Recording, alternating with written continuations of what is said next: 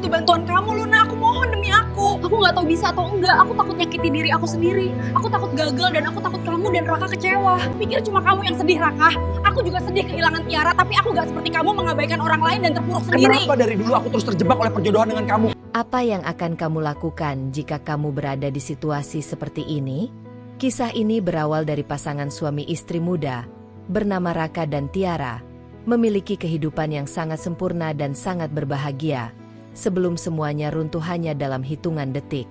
Bayangkan, rumah yang dulu penuh tawa, kini hanya menyisakan suara piring pecah dan napas seseorang yang hampir menyerah. Sementara di sudut ruangan, seorang pria, Raka, berdiri sambil menggenggam foto istrinya yang sudah tiada.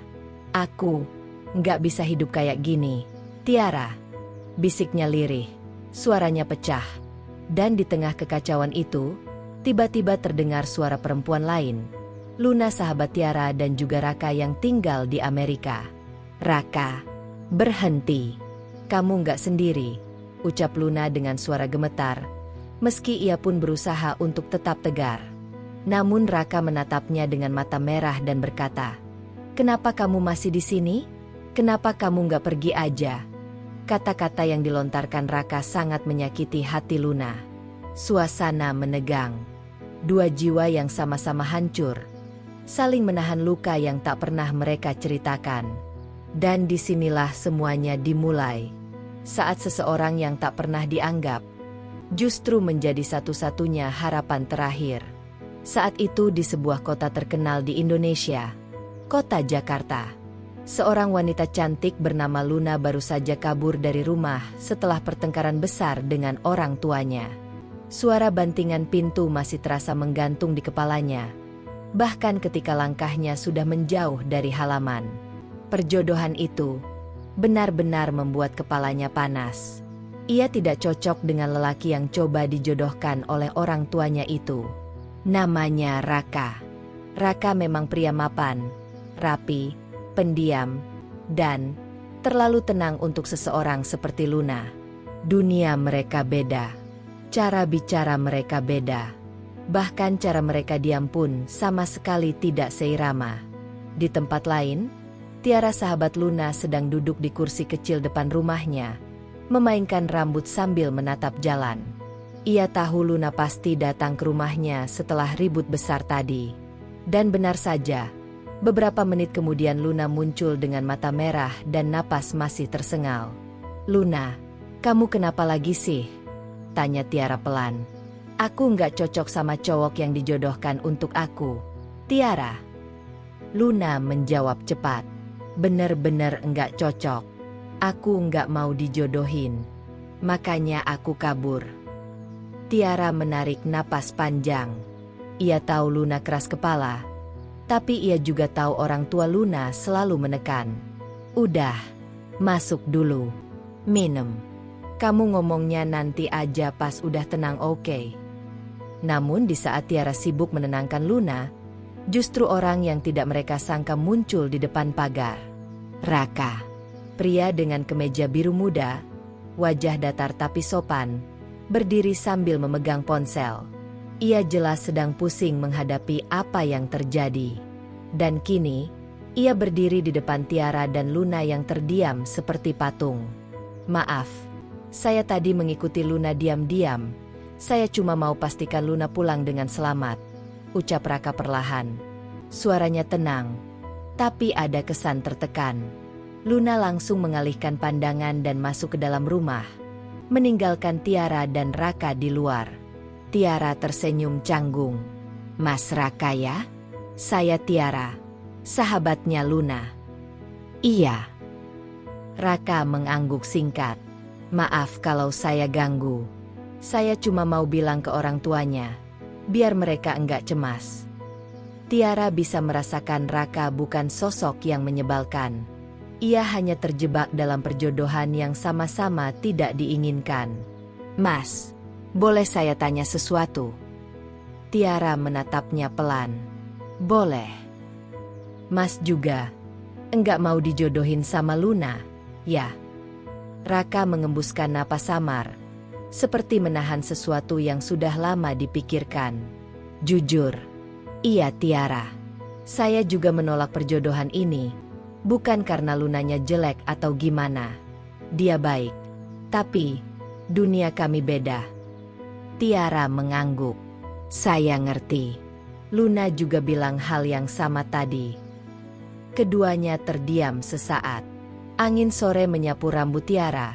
Dan untuk pertama kalinya, Raka benar-benar memperhatikan sosok di depannya. Tiara lembut, tenang, ramah.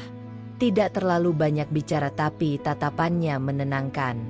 Sifat yang tidak pernah ia lihat dari Luna yang selalu meledak seperti kembang api. Tiara. Raka memecah keheningan. Terima kasih sudah nolongin Luna. Dan, maaf kalau semua ini bikin repot. Tidak apa-apa, Mas. Tiara tersenyum kecil. Kadang memang hal yang tidak kita rencanakan datangnya tiba-tiba. Raka menatapnya, sedikit bingung dengan kalimat itu. Tiara melanjutkan, sambil menutup pintu pagar perlahan. Dan, siapa tahu sesuatu yang tidak kita duga, justru membawa kita ke tempat baru. Raka tidak mengerti apa maksudnya. Tapi ucapan Tiara itu terasa seperti angin dingin yang lewat sebentar. Cukup untuk membuat hati seseorang berhenti lebih cepat 1 detik.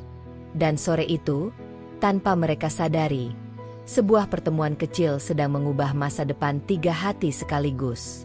Hari-hari setelah sore itu berjalan dengan pelan, seperti embun pagi yang turun tanpa suara. Tidak ada yang langsung berubah, tapi ada sesuatu yang terasa berbeda di antara Tiara dan Raka. Mereka tidak bertukar pesan setiap hari, tapi sesekali, percakapan kecil muncul begitu saja. Awalnya hanya permintaan maaf dari Raka karena kekacauan perjodohan itu. Tiara, maaf ya kalau kemarin bikin suasana canggung, tulis Raka malam itu. Tiara membalas singkat. Enggak apa-apa, Mas. Semua orang juga bakal bingung kalau tiba-tiba dijodohin kayak gitu. Sejak itu, percakapan kecil mereka seperti benang tipis yang makin lama makin terhubung. Suatu pagi, Tiara sedang membeli roti di warung dekat rumah. Tiba-tiba seseorang berdiri di sampingnya, memakai kemeja rapi dan senyum singkat yang, entah kenapa bikin hati hangat. Tiara. Raka muncul dengan kantong belanjaan di tangan. Loh, Mas Raka, belanja juga? Tiara tersenyum lembut. Iya. Ibu nyuruh beli sayur. Kalau nggak belanja, saya diusir kayaknya. Tiara tertawa kecil. Raka memperhatikannya sekilas, lalu ikut tertawa. Suara Tiara benar-benar menenangkan, seperti air menetes di pagi hari. Mereka lalu berjalan pulang karena rumah mereka searah. Tak banyak bicara, tapi suasananya nyaman. Kadang, justru ketenangan sederhana itulah yang bikin seseorang ingin terus berada di dekat orang lain. Raka sempat melirik Tiara beberapa kali. Ada yang berbeda dari dirinya belakangan ini. Ia merasa lebih santai, lebih tenang, bahkan lebih sering tersenyum. Dan itu baru ia sadari. Semua itu terasa sejak pertemuan sore di depan rumah Tiara. Beberapa bulan berlalu. Luna kini sibuk dengan hidupnya sendiri. Dan hubungan perjodohannya dengan Raka sudah dinyatakan batal secara resmi. Keluarga kedua belah pihak sepakat untuk tidak memaksa lagi. Namun justru setelah semua dilepas, Raka sering berkunjung ke rumah Tiara. Kadang untuk hal sepele, seperti mengantar roti, membantu memperbaiki pagar, atau sekadar bertanya apakah Tiara sudah makan. Mas Raka, kenapa sih perhatian banget? Tanya Tiara suatu sore sambil menyapu halaman. Raka menggaruk tengkuknya. Malu? Enggak tahu. Kamu kelihatannya orang baik. Dan, saya nyaman ngobrol sama kamu. Tiara terdiam. Ada sesuatu di dadanya yang bergerak pelan. Terasa hangat tapi juga membuatnya sedikit takut. Raka melanjutkan. Lebih pelan. Kalau kamu keberatan, bilang aja. Saya bisa jaga jarak. Tiara menggeleng cepat. Enggak. Mas, aku enggak keberatan. Aku cuma, ya, kaget aja. Mas kan tadinya dijodohin sama Luna. Raka menatap Tiara. Kali ini lebih lama. Luna itu masa lalu yang tidak pernah benar-benar dimulai. Kamu beda. Suara Raka tidak meninggi, tidak juga mendesah. Tapi ada ketulusan yang terasa menohok dari cara ia mengucapkannya. Tiara menunduk, pipinya merona. Hari itu, untuk pertama kalinya setelah waktu yang cukup lama, Tiara merasa bahwa hatinya mulai bergerak. Beberapa tahun berlalu dengan tenang. Raka melamar Tiara dalam suasana sederhana namun penuh kehangatan. Bukan di restoran mahal, bukan di tempat ramai, tetapi di halaman kecil rumah Tiara, tempat pertama kali mereka berbicara dengan jujur. Tiara, kamu mau jalan bareng aku sampai tua nanti? Suara Raka bergetar sedikit. Tiara menatapnya, lalu tersenyum. Iya, Mas, aku mau. Pernikahan mereka sederhana, disaksikan keluarga dekat dan beberapa teman. Luna yang berada di luar negeri bahkan mengirim pesan video penuh kebahagiaan untuk sahabatnya. Dan setelah itu, hidup mereka seperti dongeng kecil yang berjalan mulus. Rumah kecil, pekerjaan stabil, saling perhatian, saling menjaga. Setiap pagi mereka sarapan bersama. Setiap malam, mereka berbicara tentang mimpi mereka. Namun, kebahagiaan bukan berarti tidak ada luka. Setelah beberapa waktu berjalan, Tiara mulai merasa ada yang tidak beres dengan tubuhnya. Ia mencoba tes berkali-kali, tapi hasilnya selalu sama. Kosong. Suatu malam, Tiara duduk di sofa sambil menahan air mata. Raka duduk di samping, meraih tangannya dengan lembut. Kita coba lagi, Tiara. Kita masih punya waktu. Tiara menggeleng pelan. Mas, kenapa rasanya aku yang salah? Badan aku nggak bisa kasih kamu apa-apa. Jangan ngomong begitu. Raka memegang pipinya, menatapnya hangat. Kita bareng-bareng dari awal. Dan kalau harus berjuang, ya kita berjuang bareng. Tapi dari balik senyum itu, hatinya tetap terluka. Dan malam itu, tanpa mereka sadari, perjalanan panjang yang penuh air mata baru saja dimulai. Malam-malam berikutnya terasa berat bagi Tiara. Setiap kali melihat kalender, setiap kali melihat pasangan yang sedang menggendong anak, dadanya seperti ditarik ke dalam. Ia ingin kuat, tapi setiap pemeriksaan yang mengatakan hal yang sama membuat semangatnya hilang sedikit demi sedikit. Raka selalu mencoba tersenyum. Ia tidak pernah menunjukkan rasa kecewa. Tapi Tiara bisa membaca matanya. Ada lelah, ada sedih, ada sesuatu yang ia sembunyikan agar Tiara tidak semakin terpuruk. Suatu pagi, Tiara duduk di meja makan dengan secangkir teh yang sudah dingin sejak lama. Raka keluar dari kamar, merenggangkan tubuhnya. Kamu belum sarapan? Tanya Raka, mendekat. Tiara menggeleng. Enggak selera. Raka duduk di hadapannya. Kamu kepikiran lagi? Ya. Tiara menahan air mata yang mengambang. Mas, kalau kamu mau cari orang lain yang bisa kasih kamu anak, aku rela kok. Aku nggak mau kamu terjebak sama aku. Raka langsung meraih tangannya. Tiara, dengar ya. Aku nikahin kamu bukan cuma buat punya anak. Kamu itu rumah aku. Tiara akhirnya menangis.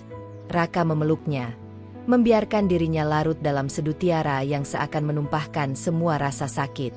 Setelah berkonsultasi ke berbagai dokter dan program luar negeri, satu kalimat dari dokter tetap sama.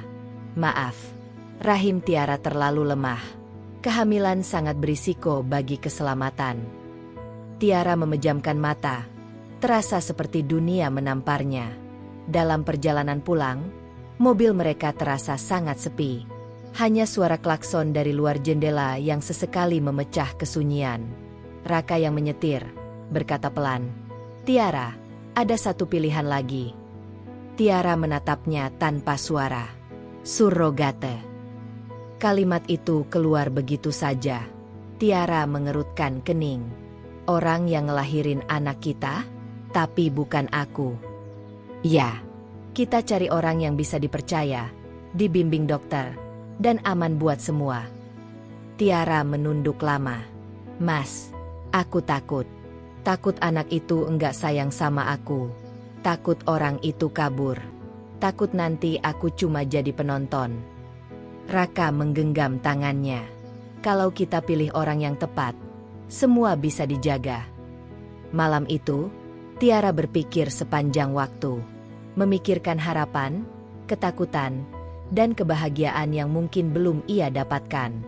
Sampai akhirnya, sebuah nama muncul di kepalanya. Luna. Bisik Tiara. Keesokan harinya, Tiara menghubungi Luna lewat panggilan video. Luna terlihat lebih dewasa, sedikit lelah, dan memeluk anak perempuannya yang bernama Lulu. "Luna, aku minta waktumu sebentar," ucap Tiara lirih. Luna mengernyit. "Kamu kenapa? Kok kayak mau nangis gitu?" Tiara menggigit bibir, menahan perasaan. Aku nggak bisa hamil, Lun." Luna diam. Lulu yang berada di pangkuannya menyentuh pipi ibunya pelan. Tiara melanjutkan, "Aku sama Raka mau coba cara terakhir. Surrogate. Tapi aku nggak mau orang asing. Aku pengen orang yang aku percaya." Luna menatap Tiara lebih lama. "Tiara, jangan bilang. Aku butuh kamu. Luna." Suara Tiara pecah. "Aku minta tolong sama kamu." Luna terdiam lama. Wajahnya berubah. Dari bingung, kaget, lalu takut.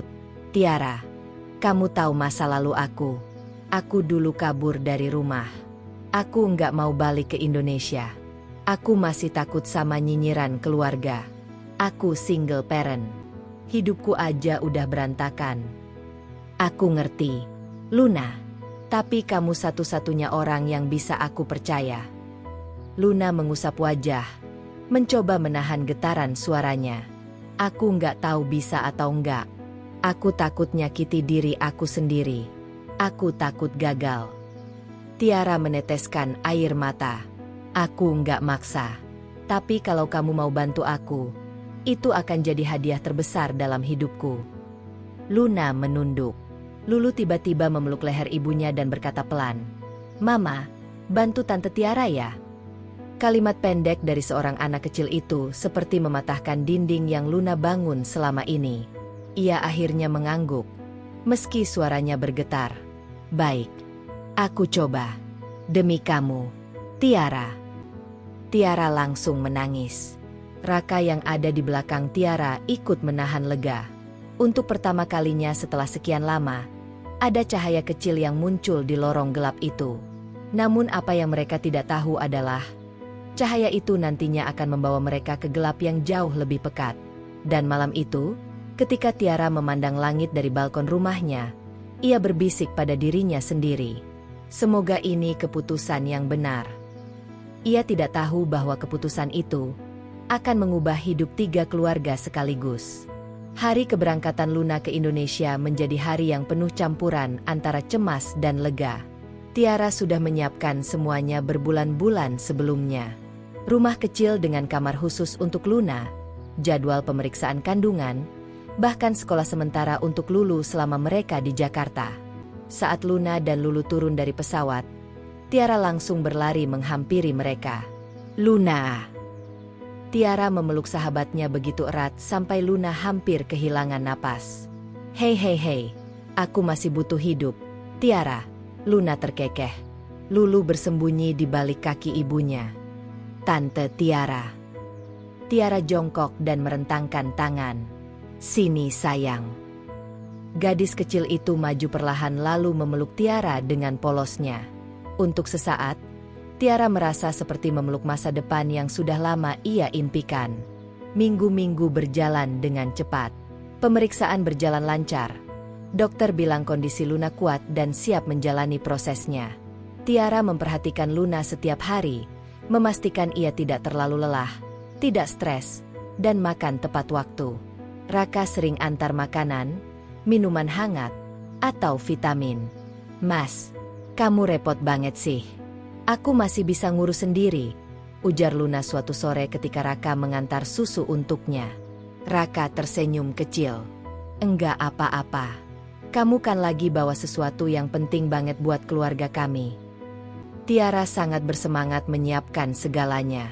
Bahkan terlalu bersemangat. Sampai Raka sering menegurnya untuk istirahat. Tiara, kamu kecapean nanti. Jangan semuanya kamu kerjain sendiri, ujar Raka suatu pagi. Tiara tersenyum sambil membuka map berisi jadwal dokter. Mas, aku pengen semuanya siap. Luna bakal datang jauh-jauh. Dia bawa anak. Kita harus bikin mereka nyaman. Raka melihat Tiara yang begitu sungguh-sungguh. Wajahnya berbinar tiap kali menyebut masa depan anaknya. Tiara menunjuk rumah kecil yang baru mereka kontrak. Lihat nih, Lun bakal tinggal di sini. Dekat sama rumah kita. Jadi kita bisa ngawasin. Bagus. Tapi kamu istirahat dulu. Kamu mulai gelap matanya. Raka menggoda sambil merangkul bahunya. Tiara tertawa. Aku nggak sabar. Mas, aku ngebayangin nanti Luna ngandung. Terus aku bisa jagain dia. Lulu bisa sekolah di sini. Rumah kita bakal ramai. Ia bahkan sudah memilih dokter kandungan terbaik di Jakarta. Mas, dokter ini jadwalnya padat banget. Tapi aku udah dapat slot. Tiara mengatakan itu sambil hampir lompat kegirangan. Waktu terasa cepat. Tiba-tiba kandungan Luna sudah masuk 6 bulan. Perutnya membesar. Dan setiap gerakan kecil dari bayi itu selalu membuat Tiara menangis pelan karena bahagia. Suatu pagi, Tiara menyentuh perut Luna dengan mata berkaca-kaca. Lun, makasih ya. Kamu sekuat ini buat aku. Luna mengusap tangan Tiara. Kita bareng-bareng ya. Tiara, kamu juga kuat. Hari itu menjadi salah satu hari paling hangat di kehidupan mereka. Tapi mereka tidak tahu bahwa malamnya, semuanya akan berubah. Hujan turun deras malam itu.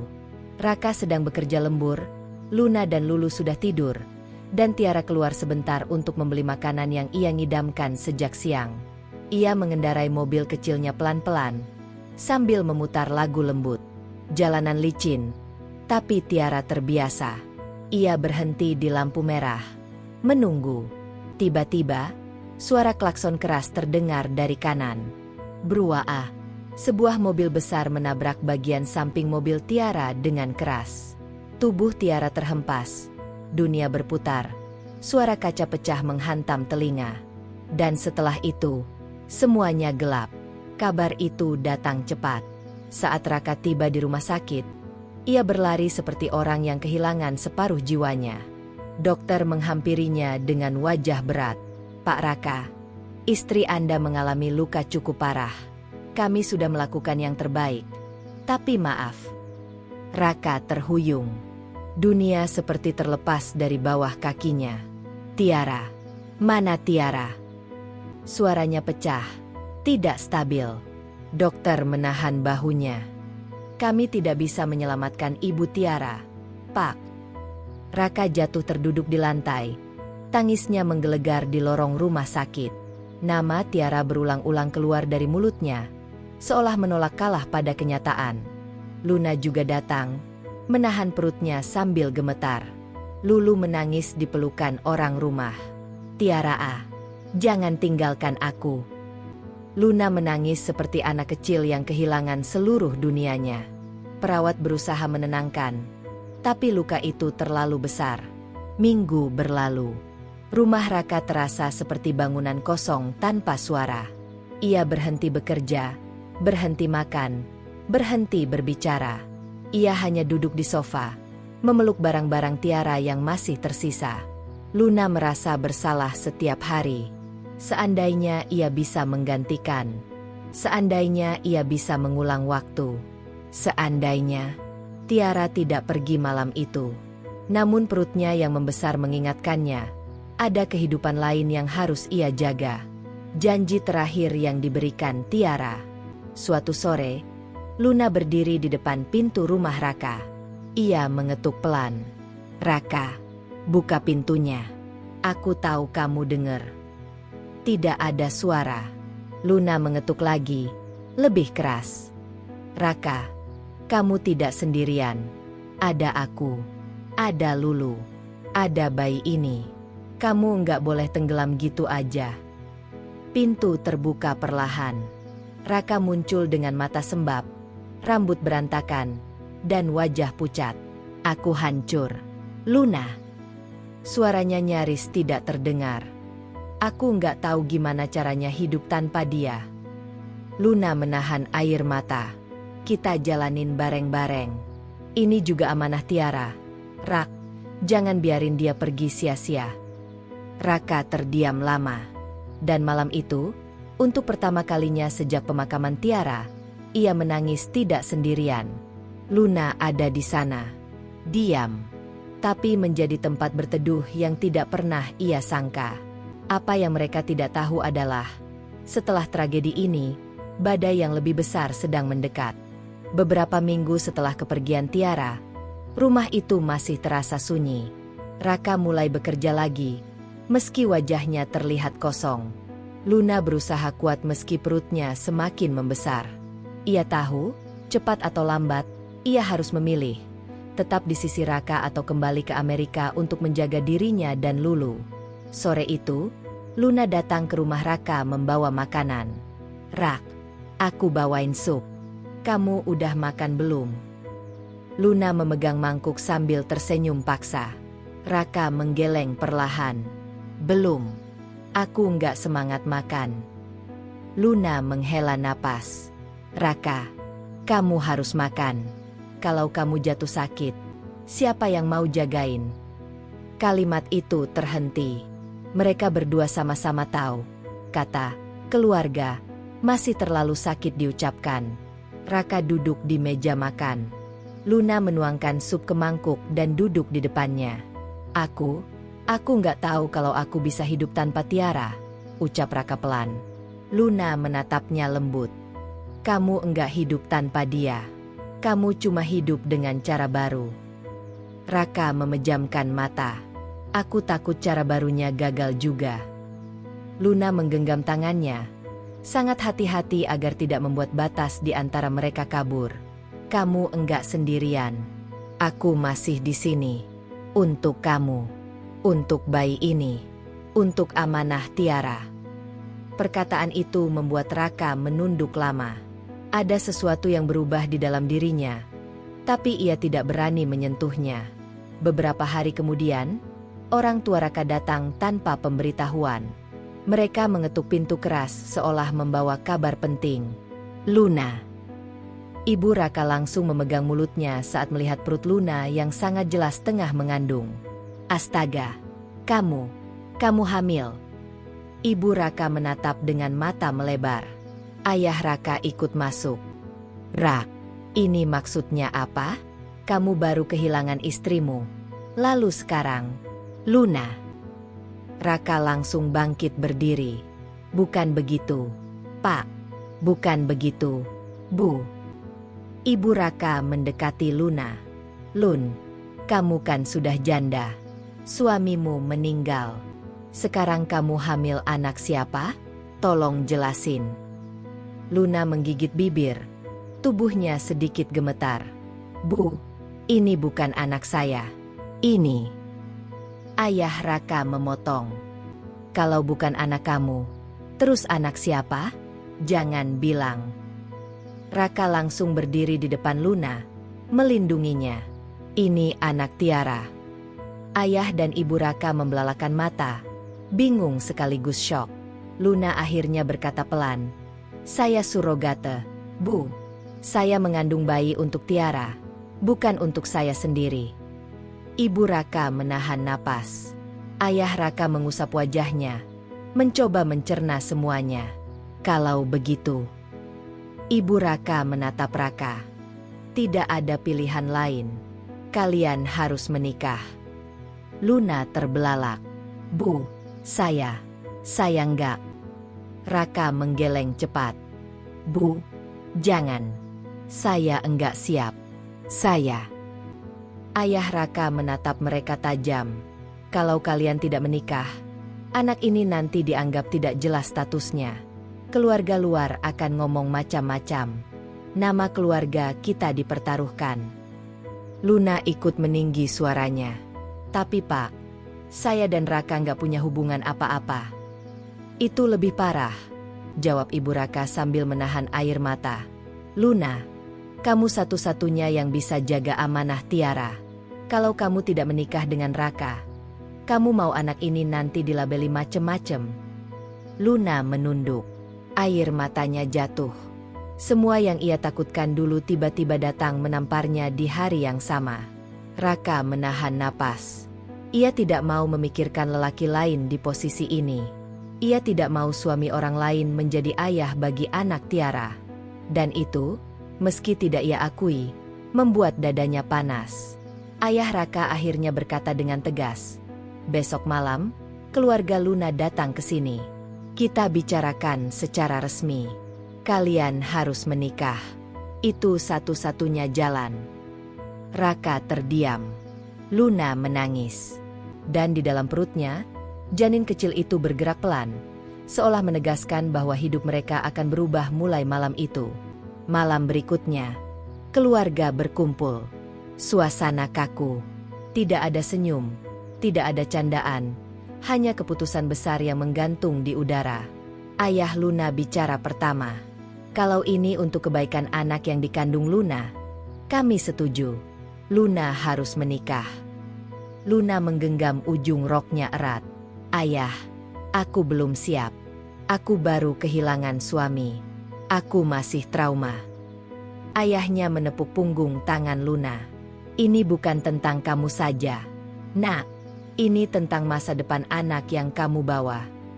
Tiara seakan hadir di ruangan itu. Semua keputusan terasa seperti bayangan dari janji yang belum selesai. Raka akhirnya berdiri. Suaranya rendah tapi tegas. "Baik.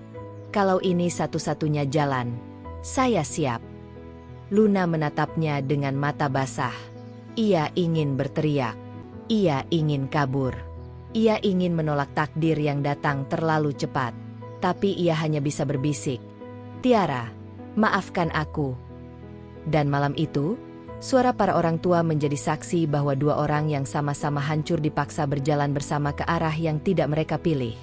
Mereka tidak tahu bahwa keputusan ini akan membawa luka jauh lebih dalam dari yang pernah mereka bayangkan. Pernikahan itu berlangsung tanpa musik, tanpa senyum, tanpa suasana bahagia seperti pernikahan pada umumnya. Tidak ada dekorasi mewah, tidak ada foto-foto ceria. Hanya dua orang yang duduk berdampingan, saling menjaga jarak seolah kursinya dipisahkan oleh tembok tak terlihat. Raka menatap meja, bukan menatap Luna.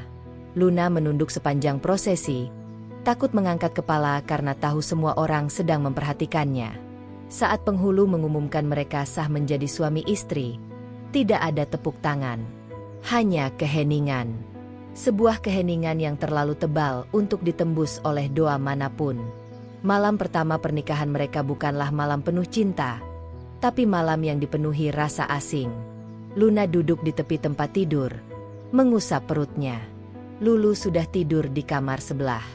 Raka berdiri di dekat jendela, menatap lampu kota yang temaram. "Kamu mau tidur duluan aja?" ujar Raka, suaranya datar. Luna menunduk. "Iya, makasih." Tidak ada percakapan lebih lanjut. Tidak ada senyum. Tidak ada kedekatan. Mereka seperti dua orang asing yang dipaksa tinggal dalam satu rumah, satu kamar, satu kehidupan. Hari-hari berikutnya, semuanya semakin terasa berat. Raka jarang pulang tepat waktu. Kalau pulang pun ia hanya masuk kamar dan tidur tanpa menyapa. Makan pun kadang tidak disentuh. Luna berusaha tetap menjalankan tugasnya, menjaga kehamilan, menjaga rumah, dan menjaga Lulu. Tapi perlakuan Raka mulai berubah. Dari dingin, menjadi kasar secara emosional. Suatu malam, Luna mengetuk pintu kamar karena Raka belum makan. "Rak, kamu belum makan dari siang. Aku masakin." "Aku enggak lapar." Suara Raka terdengar dari dalam, tetapi nada suaranya tajam.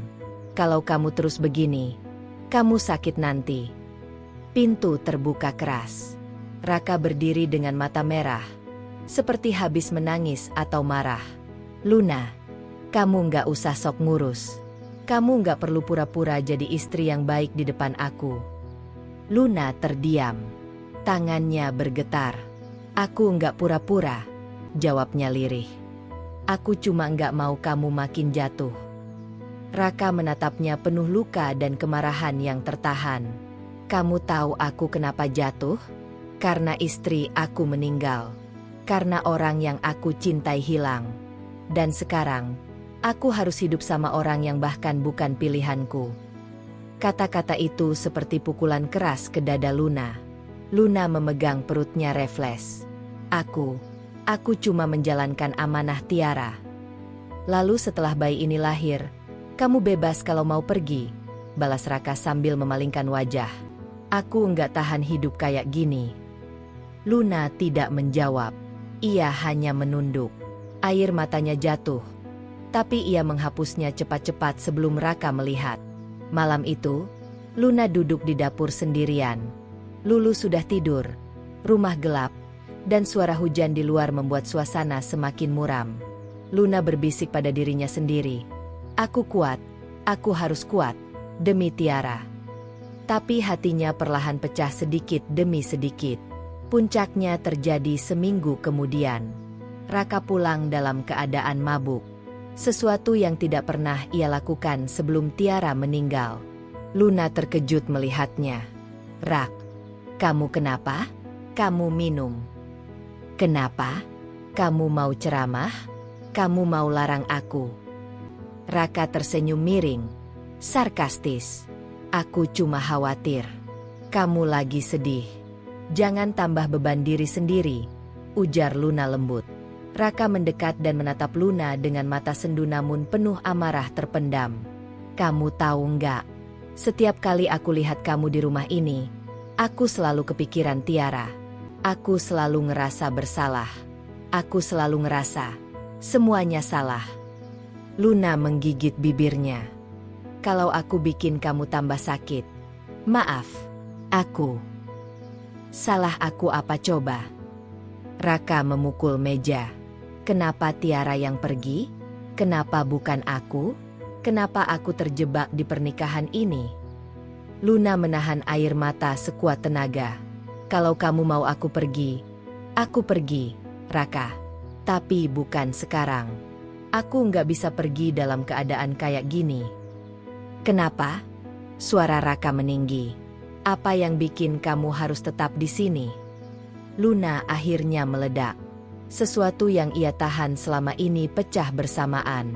Aku kehilangan suami aku. Luna berteriak. Aku kehilangan sahabat aku.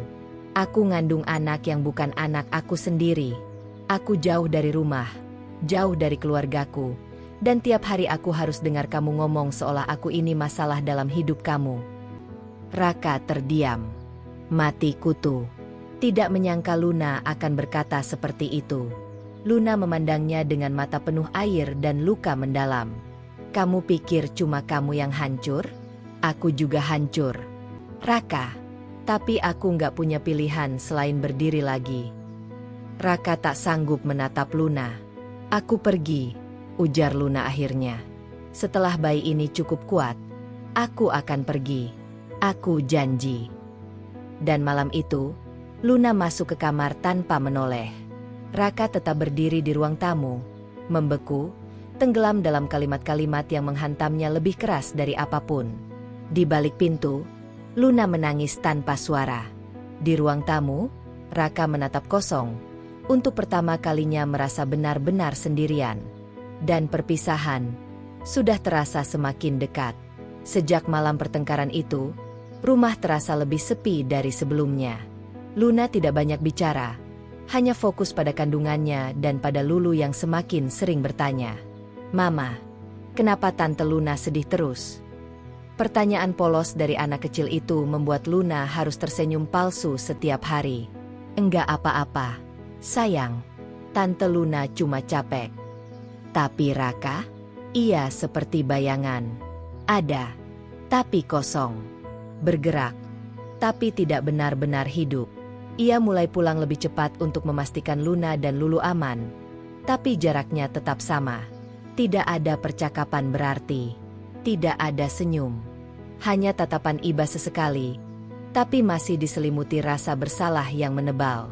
Hingga suatu sore, saat Raka pulang kerja, ia melihat Luna duduk di sofa sambil melipat baju-baju bayi. "Luna, kamu lagi apa?" Luna menghela napas pelan. "Siapin baju buat bayi nanti. Soalnya aku mau balik ke Amerika sebentar lagi." Kalimat itu seperti paku panas yang menusuk dada Raka. "Kamu beneran mau pergi?" tanya Raka lirih. "Aku harus." "Raka, aku nggak bisa terus di sini." "Tapi, kamu pergi sama Lulu?" "Iya, dia anak aku." Raka memejamkan mata. Ada rasa kehilangan yang tiba-tiba muncul, tapi ia tidak mengerti kenapa. Bukan karena Luna, tapi karena rumah ini akan kembali kosong.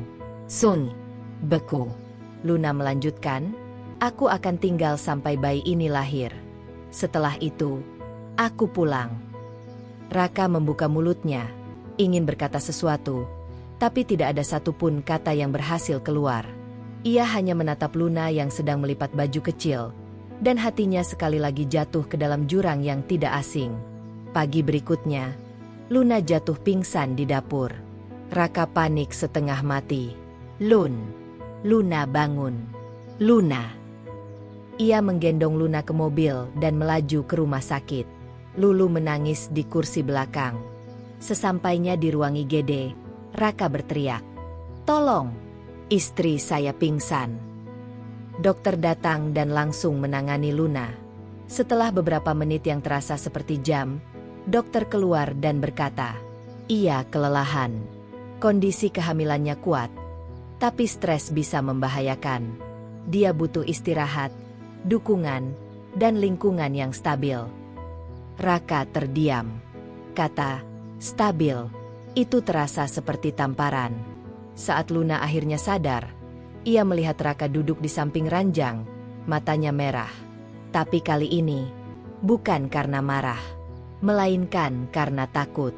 "Luna, aku kira kamu." "Aku cuma capek, Rak. Aku nggak mau kamu kenapa-kenapa. Kamu bawa anak Tiara. Aku harus jaga kamu." Luna tersenyum tipis. "Kamu nggak harus selalu kuat, Raka. Enggak semuanya harus kamu tanggung sendiri." Raka menunduk, dan untuk pertama kalinya, ia memegang tangan Luna tanpa merasa salah. "Lun, maaf ya. Selama ini aku kasar. Aku nggak sadar kamu juga lagi hancur." Luna menatapnya lama. "Aku nggak minta kamu cinta sama aku. Aku cuma minta, jangan benci aku." Raka tidak menjawab. Sebelum ia sempat bicara lebih jauh, dokter masuk. Raka pun berdiri, memberi ruang. Tapi mulai hari itu, Raka berubah sedikit demi sedikit. Minggu berikutnya, Luna resmi mempersiapkan kepulangannya ke Amerika. Tiket sudah ia pesan. Koper sudah disusun. Lulu sudah semangat karena ingin pulang ke sekolah lamanya. Dan saat mengantar Luna ke bandara, Raka hanya berdiri di depan mobil. Angin sore membawa aroma sedih yang jarang ia rasakan. "Terima kasih ya, Raka, untuk semuanya." Luna berkata sambil menggendong Lulu. Raka menelan ludah. Dadanya terasa sesak. "Lun, jaga diri kamu. Dan jaga bayi ini juga." Luna tersenyum lembut, lalu berkata pelan, "Kalau kamu mau, kamu bisa cari aku setelah bayi ini lahir." Raka mengangguk pelan. Tidak benar-benar mengerti maksud kalimat itu. Atau mungkin ia mengerti, tapi ia takut mengakuinya. Saat Luna melangkah pergi menuju gate keberangkatan, Raka hanya berdiri. Tidak mengejar, tidak memanggil. Namun begitu punggung Luna menghilang di balik pintu, sesuatu di dalam dada Raka patah. Saat ia kembali ke rumah, ia membuka kamar Luna yang kosong. Tidak ada koper, tidak ada pakaian, tidak ada suara Lulu. Hanya ruangan hampa dengan aroma lembut yang perlahan memudar. Dan malam itu, Raka duduk sendirian. Dalam kesunyian yang menyesakan, ia akhirnya berbisik, "Luna, aku kangen." Air matanya jatuh untuk kedua kalinya sejak Tiara meninggal. Tapi kali ini, bukan hanya karena kehilangan Tiara, melainkan karena ia baru sadar satu hal besar. Luna bukan lagi perempuan yang terpaksa tinggal bersamanya.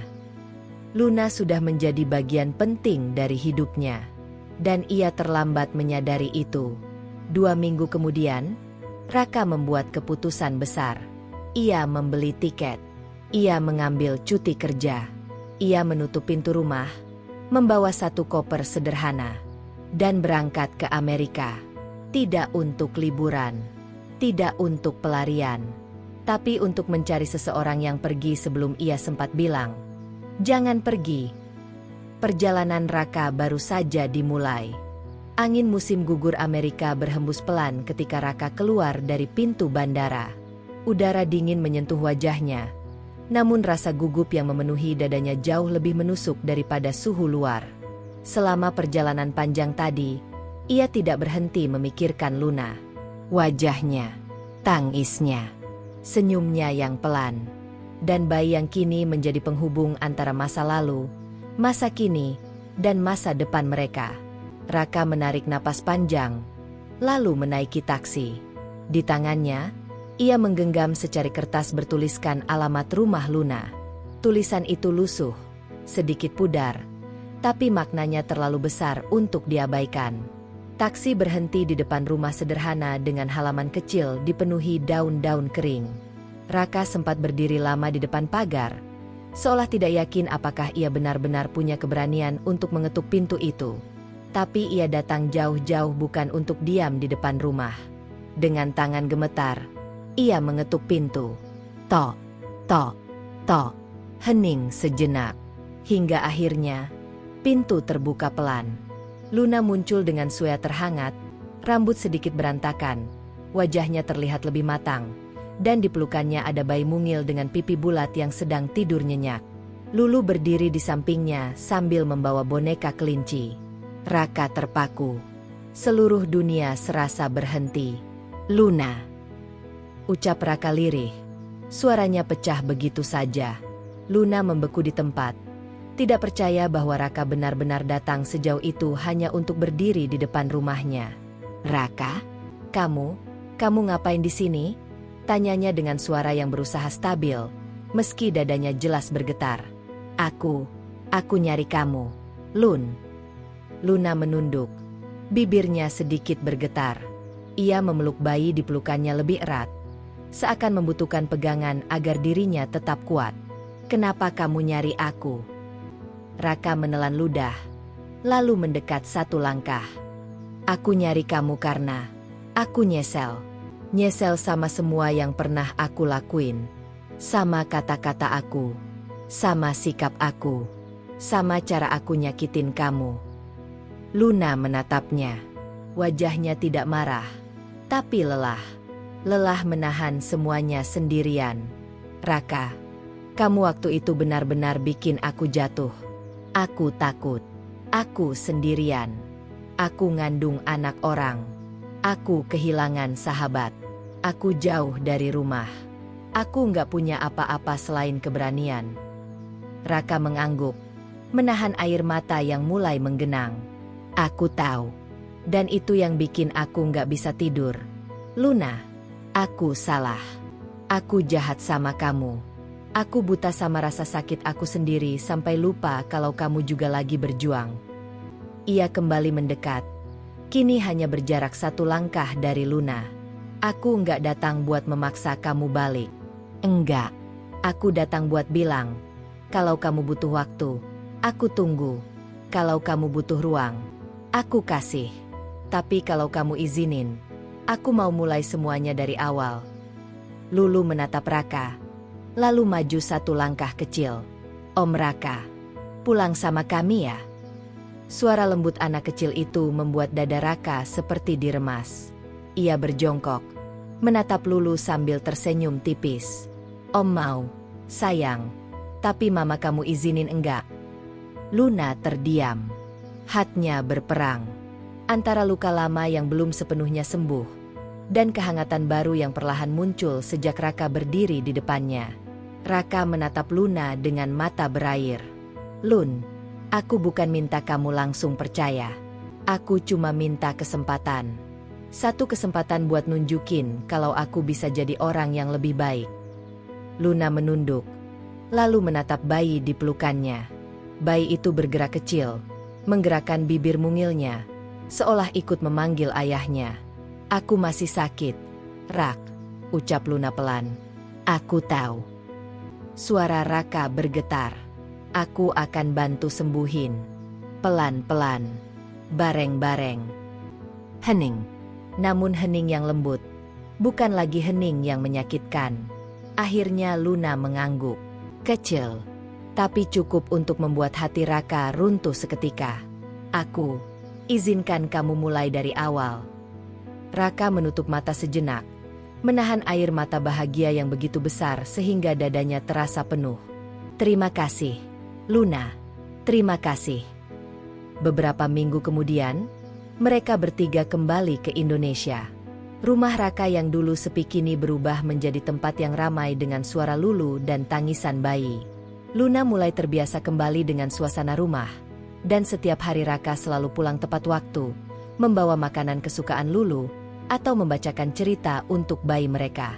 Kadang Luna masih ragu. Kadang Raka masih takut. Tapi setiap malam, mereka belajar menyembuhkan satu sama lain, sedikit demi sedikit. Suatu malam, Luna duduk di teras sambil mengayun bayi itu. Raka duduk di sampingnya sambil memandang langit. Luna, panggil Raka lembut. HM. Terima kasih sudah nggak pergi waktu aku nyusul kamu. Luna tersenyum kecil. Aku pergi waktu dulu karena aku harus selamatkan diriku. Rak, sekarang, aku kembali karena aku lihat kamu juga mau nyelamatin dirimu sendiri.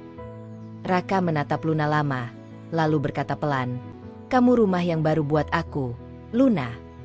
Luna tersenyum. Tidak lebay, tidak meledak, tapi hangat. Sangat hangat.